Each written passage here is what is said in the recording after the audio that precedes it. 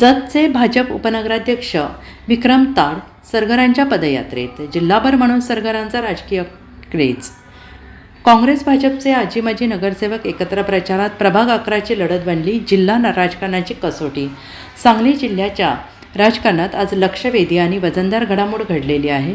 जतचे भाजपाचे उपनगराध्यक्ष विक्रम ताड यांनी आज मनोजदादा सरगर यांच्या पदयात्रेला हजेरी लावत त्यांच्या प्रचाराला मोठं बळ दिलं आणि यासोबतच जतमधील आजी-माजी नगरसेवकांनी सुद्धा मोठ्या संख्येनं सरगर यांच्या प्रचारात सहभाग नोंदवला.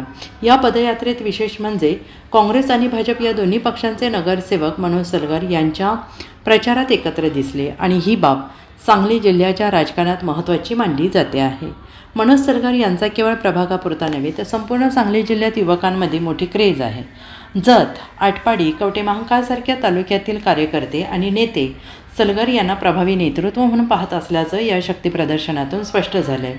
राजकीय जाणकारांच्या मते जतच्या विद्यमान उपनगराध्यक्षांसह विविध पक्षातील नेत्यांची सरगर यांच्या पदयात्रेत उपस्थिती म्हणजे त्यांच्या वाढत्या राजकीय वजनाची पोचपावती आहे.